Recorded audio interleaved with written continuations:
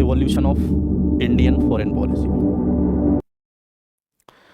1947 में हमें इंडिपेंडेंस मिली। 1962 में इंडिया चाइना वॉर हुआ। ये वाला एरा था हमारा 1947 टू 62 आइडियलिज्म का। इसमें हमने पंचशील साइन किया चाइना के साथ। पंचशील के 5 प्रिंसिपल जो पीसफुल को एग्जिस्टेंस पंचशील एग्रीमेंट साइन किया। 1962 टू 91 रियलिज्म एंड सिक्योरिटी। जब हमने पंचशील एग्रीमेंट साइन किया कि पीस हम लाएंगे किसके थ्रू, कोऑपरेशन को एग्जिस्टेंस के द्वारा, लेकिन ऐसा नहीं हुआ। इंडिया और चाइना में टाइबेट रीजन को लेके काफ़ी गलत फहमियाँ क्रिएट हो गई और आगे जाके 1962 में वॉर हुआ।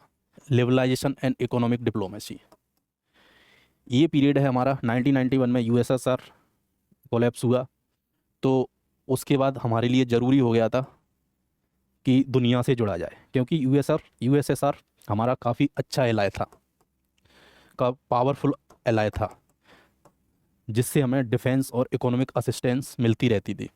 अब यूएसएसआर कोलैप्स हो गया है, तो फिर हमें दुनिया में और रास्ते ढूंढने पड़ेंगे। इसलिए 1991 में आया LPG reform, liberalisation, privatisation and globalisation. 1962 to 1961 ये रियलिज्म का पीरियड था। हम पहले देख चुके थे आइडियलिज्म को अपना के। पंचशील हुआ, पंचशील होने के बावजूद भी हमारा इंडिया चाइना से वॉर हुआ। इसका मतलब हम आंख बंद करके अब किसी भी कंट्री पर विश्वास नहीं कर सकते। तो हमने रियलिज्म का रुख अपनाया। अब रियलिज्म में हमें अपनी डिफेंस को टाइट करना पड़ेगा, तो और अपनी अदर कंट्रीज़ पर डिपेंडेंसी को घटानी पड़ेगी। तो इसके लिए ग्रीन रिवॉल्यूशन हुआ। न्यूक्लियर टेस्ट किया 1975 में, और हमने अपनी पहली स्पेस उड़ान इसी दौरान में भरी।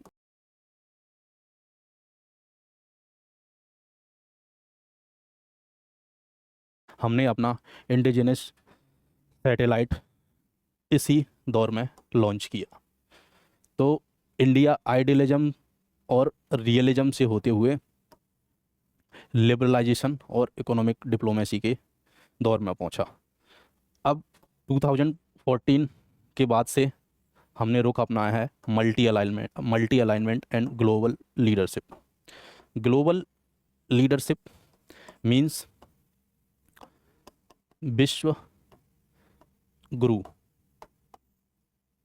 2023 में G20 में ये टर्म्स दिया गया था। विश्व गुरु का टर्म्स जब 2023 में G20 में दिया गया, तो फिर यूरोपियन मीडिया में इसका ट्रांसलेट किया गया, तो एक नेगेटिव इम्पैक्ट गया कि इंडिया वर्ल्ड को लीड करने वाला है, वर्ल्ड को डोमिनेट करने वाला है। फिर हमने इस टर्म को चेंज करके विश्व गुरु की जगह विश्व बंधु रखा, मतलब सबका साथी, बुरे समय में सबका साथ देने वाला। विश्व बंधु मतलब बुरे समय में सबके साथ खड़ा रहने वाला। तो अब हम मल्टी अलाइनमेंट की तरफ हैं, मल्टी अलाइनमेंट की तरफ हैं।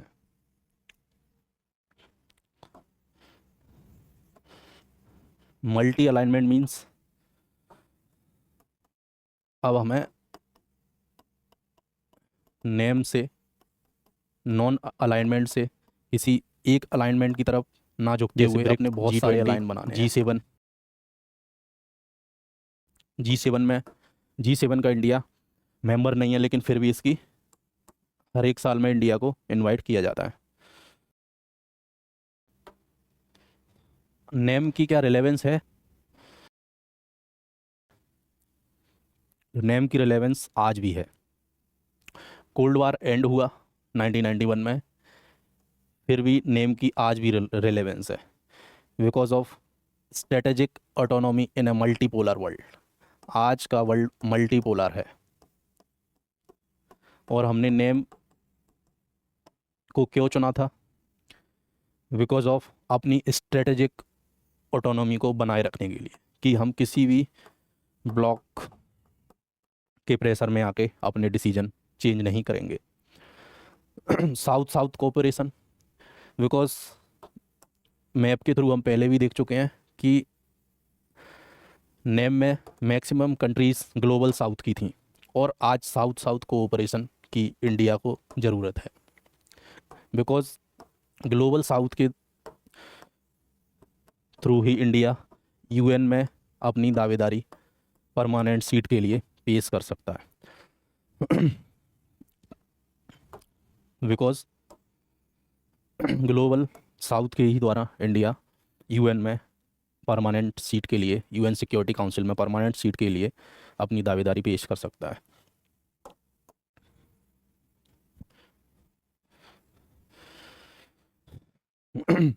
क्लाइमेट जस्टिस, ज़्यादातर इससे इफ़ेक्ट कौन हो रहा है? Developing and least develop countries. तो इन लीस्ट डेवलपिंग कंट्री और ग्लोबल साउथ की लीडरशिप इंडिया करता है, जैसे UNFCCC जैसे प्लेटफॉर्म पे। Advocacy for the global south, इन सब से पता ही चलता है कि इंडिया ग्लोबल साउथ के लिए हर एक प्लेटफॉर्म पे एडवोकेसी करता है। इसके एग्जाम्पल अभी हम डिस्कस करेंगे।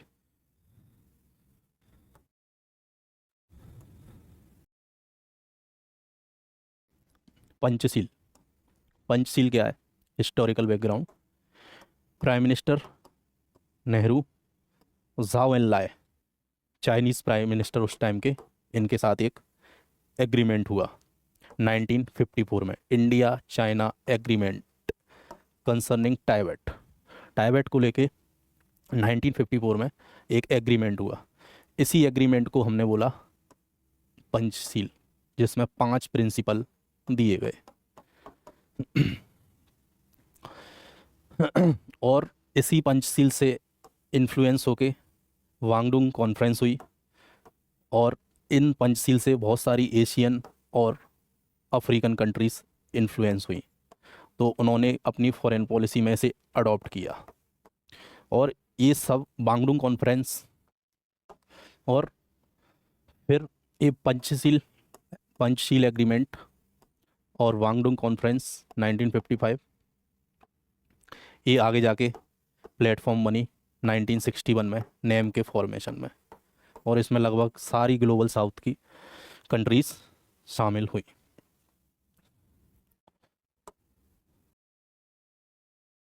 पंचशील के 5 principal: sovereignty and territorial integrity, mutual respect of sovereignty and territorial integrity, non aggression, कोई इशू होगा तो एग्रेशन के थ्रू सॉल्व नहीं करेंगे, टेबल पे बैठेंगे, डायलॉग के थ्रू उसे सॉल्व करेंगे।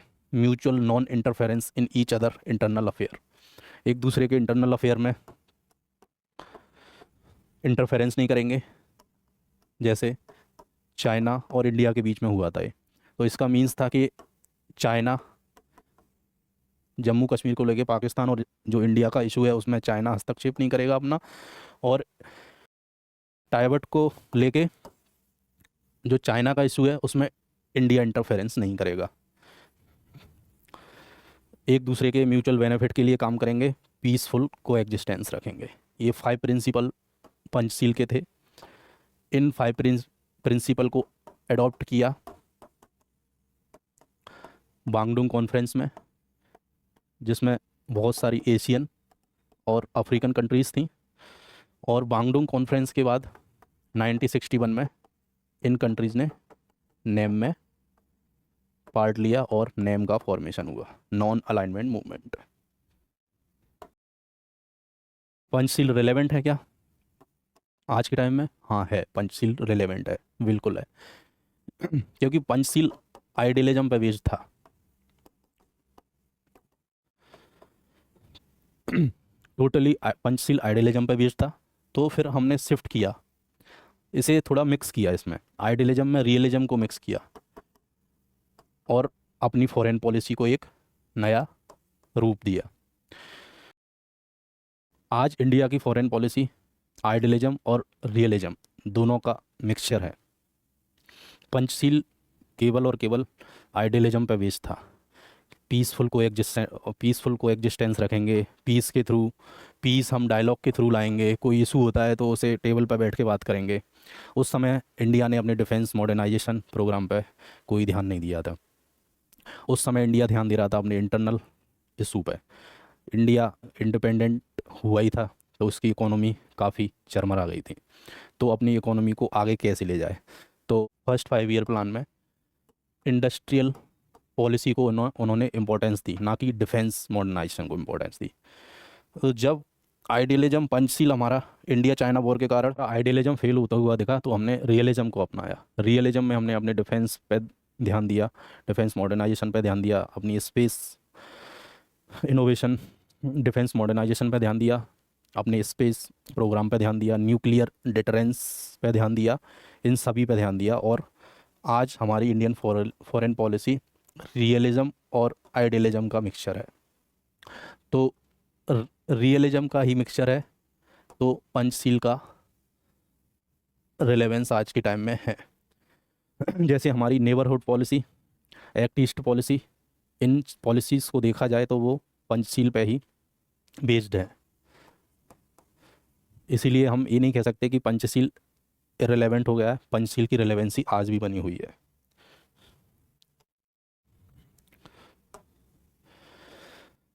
पंचशील के बाद गुजराल डॉक्ट्रिन आया हमारा 1996 में। मेन ये नेबर्स कंट्री के लिए था। जब हम अपनी नेबर्स कंट्रीज़ को कोई हेल्प करेंगे तो उसके बदले में हमें कुछ नहीं चाहिए।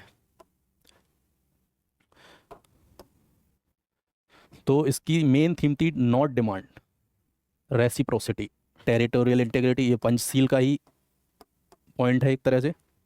Non interference Panchsheel, peaceful settlement of dispute, ये पंचशील। हम पहले भी बात कर चुके हैं कि पंचशील आइडियलिज्म पे बेस्ड था। कोई भी डिस्प्यूट होता है तो लड़ाई के थ्रू नहीं, टेबल पे बैठ के हम उस इशू को सॉल्व करेंगे। फिर उसके बाद जब 2014 में देखा गया और कुछ इश्यूज चेंज हुए तो हमने नेबरहुड फर्स्ट पॉलिसी लाया। हम अपने पड़ोसी को प्रायोरिटी देंगे। तो ये भी लगभग पंचशील पे ही बेस्ड है, गुजराल डॉक्ट्रिन पे बेस्ड है। थोड़ा बहुत डिफरेंस है। Strengthen regional connectivity. अब इसमें मेन डिफरेंस क्या है? एलपीजी आया है, दुनिया ग्लोबलाइजेशन की तरफ है, कंट्री एक दूसरे से ट्रेड करना चाहते हैं, तो ट्रेड तो कनेक्टिविटी से होगा, तो हमें अपने कनेक्टिविटी प्रोग्राम अपने नेबर में चलाने पड़ेंगे। तो इसकी main theme regional connectivity, enhance trade and economic integration, promote security cooperation, provide development assistance, respond humanitarian crisis.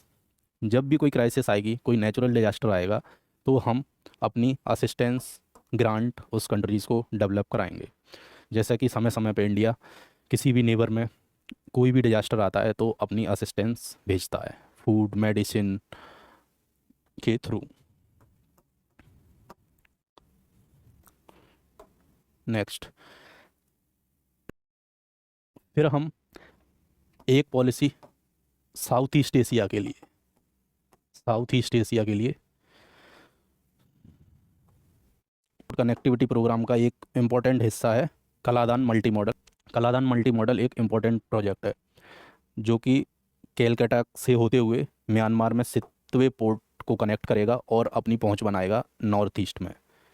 North east में चिकन नेक कॉरिडोर की वजह से इंडिया के मेन लैंड की कनेक्टिविटी, नॉर्थ ईस्ट में चिकन नेक कॉरिडोर की वजह से वेस्ट ऑफ इंडिया से कनेक्टिविटी सही से नहीं हो पाती और काफ़ी लंबा रूट हो जाता है। नॉर्थ ईस्ट में ट्रांसपोर्ट अगर बंगाल के थ्रू म्यांमार होते हुए जाएगा तो ये शॉर्टेस्ट रूट भी है और कनेक्टिविटी भी अच्छी होगी और इसकी हमें लागत भी कम होगी ट्रांसपोर्ट की। इससे कलादान मल्टी मॉडल प्रोजेक्ट से ट्रांसपोर्ट की लागत भी कम होगी। और एक हमारा प्रोजेक्ट चल रहा है BBIN, बांग्लादेश, भूटान, इंडिया, नेपाल। ये प्रोजेक्ट नेपाल के लिए काफ़ी इम्पोर्टेंट है। जैसा कि नेबरहुड फर्स्ट पॉलिसी में हमें पॉलिसी हमारी इंडियन फॉरेन पॉलिसी ये बोलती है कि हम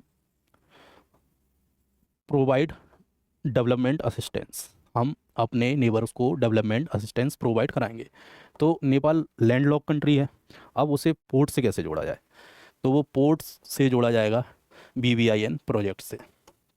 तो ये BBIN प्रोजेक्ट हमारे पंचशील के इस पॉइंट को पूरा करता है।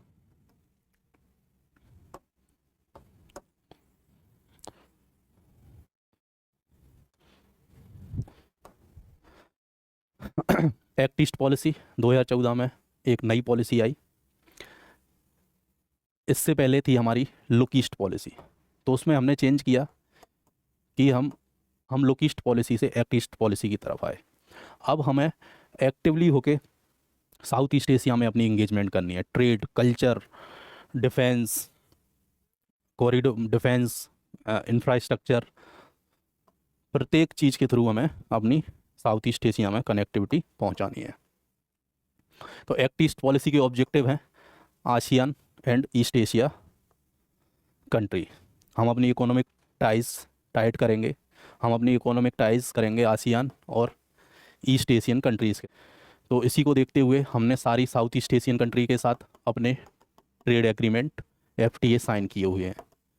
लेकिन RCEP का, रीजनल कॉम्प्रिहेंसिव इकोनॉमिक पार्टनरशिप का एक इशू इंडिया के साथ अभी बना हुआ है, क्योंकि उसमें इंडिया, चाइना शामिल है।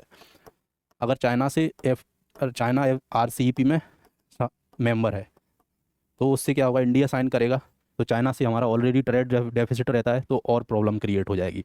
न्यूजीलैंड भी इसमें शामिल है। न्यूजीलैंड डेयरी प्रोडक्ट में वर्ल्ड की एक लीडर कंट्री है, तो फिर इससे हमारे डेयरी सेक्टर को काफ़ी हार्म होगा। इसलिए अभी इंडिया ने RCEP पे साइन नहीं किया, इसके बारे में विचार विमर्श किए जा रहे हैं।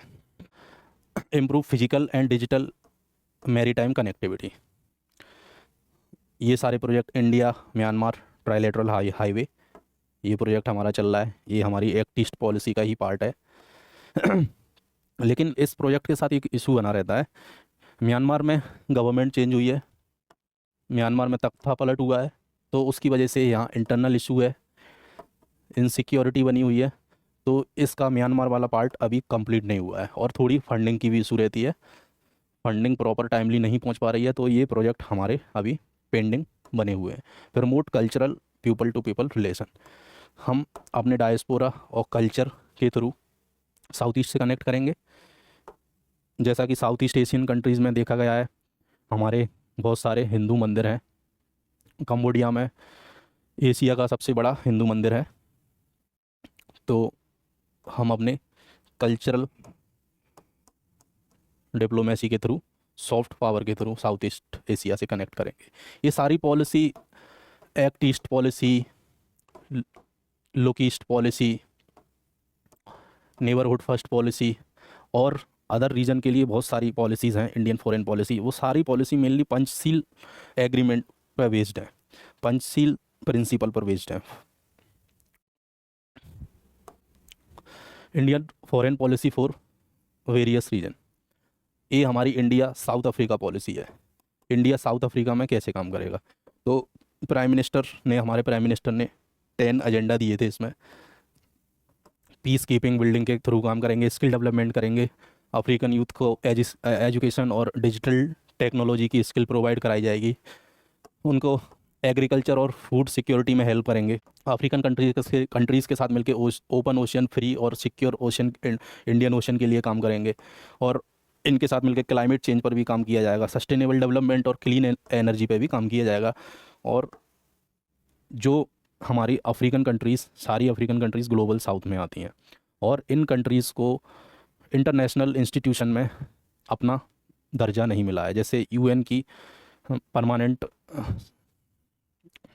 जैसे हमारी ग्लोबल साउथ की कंट्रीज़ हैं, उनको उनके अकॉर्डिंग उन्हें इंटरनेशनल इंस्टीट्यूशन में हिस्सा नहीं मिला है। तो उनके साथ जस्टिस होना चाहिए, उनका रिप्रेजेंटेशन अकॉर्डिंग टू उनकी पॉपुलेशन के हिसाब से होना चाहिए। इसके लिए इंडिया अफ्रीका पॉलिसी के थ्रू काम करेगा। UN में उनकी हिस्सेदारी बढ़नी चाहिए। UN permanent UN security council में उनकी मेंबरशिप बढ़नी चाहिए, लेकिन अभी तक कुछ नहीं हुआ है। यूएन रिफॉर्म पे बहुत सारे डायमेंशन है, इन पे हम आगे पर्टिकुलर इंडियन इंस्टीट्यूशन वाले टॉपिक में, इंटरनेशनल इंस्टीट्यूशन वाले टॉपिक में चर्चा करेंगे। और इसी पॉइंट की वजह से representative Africa for a just representative democratic global order including international institution, ये 10 point, India will work together with Africa for a just representative and democratic global order including reform of international institution. इसी point की वजह से African Union को G20 में membership मिल पाई। New Delhi 2023 G20 meeting में African Union को membership दी गई। India's foreign policy for various region, अलग अलग रीजन के लिए अलग अलग फॉरेन पॉलिसी है। जैसे इंडियन ओशन रीजन के लिए सागर है, सागर से अब महासागर हो चुका है। सागर केवल इंडो पैसिफिक के लिए ही था, अब इसे एक्सटेंड किया गया है। सागर में इंडिया नेट सिक्योरिटी प्रोवाइडर था इंडो पैसिफिक में, अब वो केवल इंडो पैसिफिक नहीं, पूरी दुनिया में नेट सिक्योरिटी प्रोवाइडर के रूप में काम करेगा।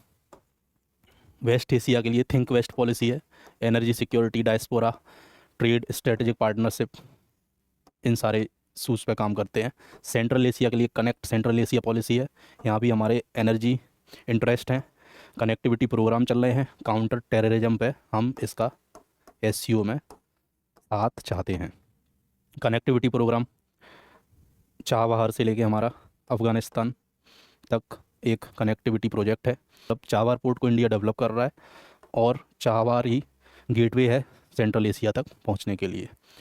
आर्कटिक पॉलिसी के लिए इंडिया की एक आर्कटिक पॉलिसी भी है, जिसमें climate research, scientific cooperation, sustainable development के लिए आर्कटिक पॉलिसी भी है, जिसमें India climate, scientific cooperation, sustainable development के लिए काम करता है। महासागर policy stand for mutual and holistic advancement for security and growth across region. Expanded maritime vision है, प्राइम मिनिस्टर के द्वारा अभी रिसेंटली 2025 में इसे लॉन्च किया गया है। इसके ऑब्जेक्टिव क्या हैं? ह्यूमन असिस्टेंस प्रोवाइड कराएंगे, sustainable use of maritime resources, blue economy पे काम करेंगे, रीजनल कनेक्टिविटी जैसे IMEC जैसे प्रोजेक्ट पे काम करेंगे, strengthening global south through maritime partnership, और ग्लोबल साउथ को मैरीटाइम पार्टनरशिप के थ्रू स्ट्रेंथ करेंगे। अफ्रीका में सोमालियन लोगों से पायरेसी का इशू इंडियन ओशन में बना रहता है, तो इन टाइप के एलिमेंट से सिक्योरिटी प्रोवाइड कराना महासागर का विजन है। नेट सिक्योरिटी प्रोवाइडर मींस अब गल्फ कंट्रीज़ में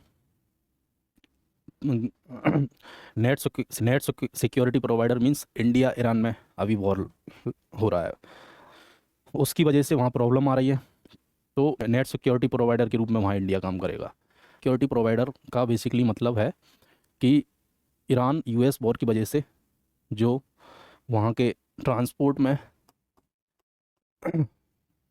अपनी पार्टनरशिप कंट्रीज़ या इंडियन ओशन को ट्रांसपोर्ट में प्रॉब्लम आ रही है, तो हम अपने उन शिप्स को सिक्योरिटी प्रोवाइड कराएंगे। ये हमारे इंस्टाग्राम और टेलीग्राम के QR हैं, इन QR को स्कैन करके आप हमसे टेलीग्राम और इंस्टाग्राम पे जुड़ सकते हैं। आप यहाँ पर क्वेश्चन लिख के सबमिट कर सकते हैं, जिसका फीडबैक हमारी टीम देगी। और अब नेक्स्ट लेक्चर हमारा इंडियन फॉरेन पॉलिसी से जाते हुए डायरेक्ट लेक्चर को हिट करेगा। नेक्स्ट लेक्चर होगा इंडिया चाइना रिलेशनशिप पे।